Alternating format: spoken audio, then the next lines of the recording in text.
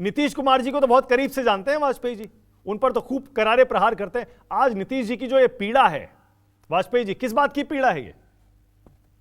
नहीं, उनकी पीड़ा गठबंधन की पीड़ा नहीं है, उनकी पीड़ा अपनी कुर्सी की पीड़ा है। उनकी पीड़ा ये है कि तेजस्वी को कमिटमेंट कर दिया है कि भाई हम आपको सीएम बनाएंगे। लालू जी से भी कमिटमेंट हुआ था ये। और तो उनकी नजर दूसरी बड़ी कुर्सी पे है। तो बड़ी कुर्सी के लिए उन्होंने ये गठबंधन का चक्कर चलाया था। अच्छा, उसमें बाकी पार्टियों ने, जैसा कि सब लोग कह रहे हैं कि बड़ी पार्टी जो है वो उसकी जिम्मेवारी है, बड़ी पार्टी ने उनको भाव दिया नहीं, कन्वीनर बनाया नहीं। पीड़ा उनकी ये है कि ना इधर के रहेंगे ना उधर के रहेंगे।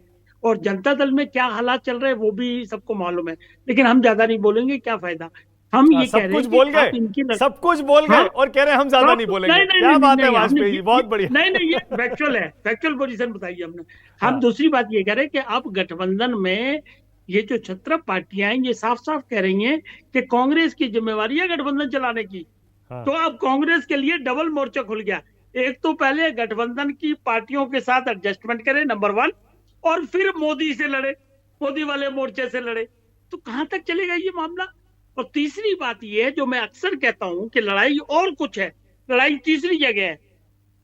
कांग्रेस की दिक्कत ये है कि उसको अपना वोट बैंक वापस लाना है, रिवाइवल करना है। जो 89 में वीपी सिंह ने डेंट करके ये सारे छत्रप नेता बन गए थे, उसके बाद ही बने ये लोग, चाहे ममता है, चाहे मुलायम सिंह यादव है, चाहे लालू यादव है, सब वहीं से शुरुआत हुई थी। तो उस वोट बैंक को कांग्रेस वापस लाने का प्रयास में लगी हुई है। दूसरे 76 नेताओं की दिक्कत यह है कि अगर उनका वोट खिसक के कांग्रेस के पास चला गया, जैसा कि लग रहा है कि यूपी में तो चला गया, तो मामला उनका गड़बड़ा जाएगा। तो असली लड़ाई वहां है। और उस लड़ाई के लिए कभी कोई स्टेटमेंट देता है, कभी कोई स्टेटमेंट देता है, कभी कोई चिरकुट कह रहा है, कभी कह रहा है हम तो जानते नहीं अखिलेश वखिलेश कौन है। मतलब इस तरह की जो प्लेटफॉर्म पे बयान आ रहे हैं सामने, उससे क्या लग रहा है। और जनता नोट कर रही है। देखिए, जनता के दिमाग में ये विश्वास नहीं हो पा रहा है कि ये लोग मोदी का ऑल्टरनेट बन के देंगे। क्योंकि पहले भी देखा है, खिचड़ी सरकारों का मामला पहले भी देखा गया है। कांग्रेस ही सबसे ज्यादा डिफॉल्ट करती है। याद करिए, चंद्रशेखर की सरकार थी और उनके घर के बाहर स्पाइंग कर रहे थे, कांस्टेबल डिप्यूट कर दिए, तो उसी पे सरकार गिरा दी इन्होंने। गुजराल की सरकार कैसे गिराई।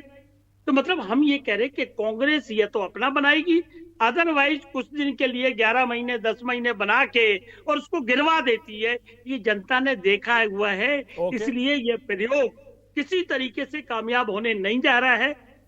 और जनता इनकी बातों में बिल्कुल यकीन नहीं करेगी। और 2024 में अपने कामों के बूते, जो अब हमें हमारी बहन कह रही थी अभी, वही प्रधानमंत्री ने सबकी ड्यूटी लगा दी है। एमपी हो, मिनिस्टर हो, कार्यकर्ता हो, काम गिनाइए, बाकी बात नहीं करनी है। और सब लिस्ट लेके निकल पड़े हैं, उसका जवाब ये क्या देंगे।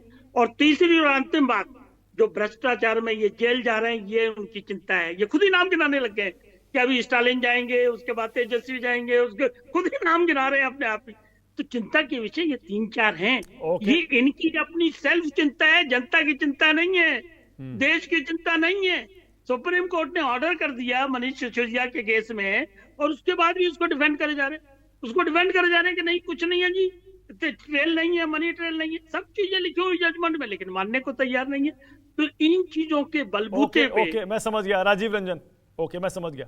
राजीव जी, वाजपेयी जी का जवाब देंगे आप? प्रमुख तौर पर दो बातें कही हैं, बाकी भी उन्होंने बहुत कुछ कहा। वाजपेयी जी कह रहे हैं एक तो नीतीश जी को अपनी चिंता है ज्यादा, वो पीएम बनना चाहते हैं, उसमें देरी हो रही है, इसीलिए वो इस बात से चिंतित है। और दूसरा, कांग्रेस पार्टी स्थानीय दलों का, क्षेत्रीय दलों का वोट बैंक जो पहले कांग्रेस का होता था, वो धीरे धीरे वापस पा रही है, इसीलिए क्षेत्रीय दल असहज हो रहे हैं। राजीव जी। देखिए, सबसे पहली बात तो यह है कि जनादेश बताते हैं कि किसी राजनेता की शक्ति क्या है। और नीतीश कुमार जी को कम से कम वाजपेयी जी से नसीहत लेने की जरूरत नहीं होगी। 2005 से 2023 और अब 2024 के करीब है हम लोग। ये शानदार सफर है। एक ऐसी सरकार जिसने बहुत सारे कार्य किए, एक बड़ा जन समुदाय साथ जुड़ा हुआ है। वाजपेयी जी की पार्टी, चूंकि इन्हें हर सरकार का अनुभव है, सभी सरकारों में इनकी पार्टी रही है और हर सरकार का पतन कब होगा इसका एहसास इन्हें होता था, और इसीलिए मौसम का जो विज्ञान है उसके लिए इन्हें एक विशिष्ट सम्मान की दृष्टि से देखा जाता है, उस क्षेत्र में विशेषज्ञता हासिल है। तो अब दिवंगत नेता हमारे भी नेता थे और उनके नेतृत्व में मैंने काम किया है, इसलिए मैं नहीं कुछ भी कहूंगा। लेकिन वाजपेयी जी, देखिए, घर की पार्टी, चचा भतीजा, एक पार्लियामेंट्री सीट पर हर दिन कोहराम मचा हुआ है। आप कोई स्टेट क्या करिएगा, देश क्या चलाइएगा, आप तो एक पार्लियामेंट्री कॉन्स्टिट्यूएंसी नहीं सुलझा पा रहे हैं। अब मैं दूसरी बात कहना चाहता हूं। देखिए, कांग्रेस और इंडिया के बाकी घटक दलों के बीच बहुत मुश्किल नहीं है संतुलन साधना, इसलिए कि कांग्रेस के प्रभाव के जो राज्य हैं उन राज्यों में उन्हें क्षेत्रीय दलों से कोई चुनौती नहीं मिल रही है, और जिन राज्यों में किसी का कुछ आधार है, किसी का कुछ आधार है, जहां क्षेत्रीय पार्टियां काफी उनका प्रभाव है और वहां कांग्रेस अगर दूसरे तीसरे नंबर पर है, तो वहां भी सीट शेयरिंग को लेकर के बहुत कठिनाई नहीं होगी। देखिए, ये आज जो कुछ भी नीतीश कुमार जी ने कहा है वो टाइमिंग को लेकर के कहा है कि आपके पास 6 महीने हैं चुनाव में, और आचार संहिता के पहले के जो ये 3.5-4 महीने का जो समय है, हम एक एक दिन कहीं ना कहीं गंवाएंगे अगर हम एक बड़ी योजना पर काम नहीं करेंगे। इसलिए कि भारतीय जनता पार्टी की लोकप्रियता उतार पर है, लेकिन उनके पास एक सांगठनिक ढांचा है, उनकी सरकार है, संसाधनों का अभूतपूर्व दुरुपयोग वो करते हैं, चुनाव आयोग से लेकर के तमाम संस्थाओं को वो पॉकेट में रखते हैं। देश का वातावरण जिस तरह से उन्होंने बनाया है उसमें दो हाथ करने के लिए बेहद आवश्यक है कि हर एक मिनट का इस्तेमाल ये सभी पार्टियां मिल करके करें, और ये तभी संभव है जब इनका शीर्ष नेतृत्व कोऑर्डिनेशन कमेटी की जो मीटिंग्स हैं उसमें हो, जो अलग अलग जो कमिटीज हैं उनकी नियमित बैठक हो, और मुझे लगता है ये लक्ष्य असंभव नहीं है। वैसे एलजेपी हो सकता है अगली बार उस अलायंस का हिस्सा होगी जिसकी सरकार बन जाएगी, अगर हमारी अलायंस होगी तो वहां भी ये भविष्य ढूंढेंगे जो इनका अतीत है।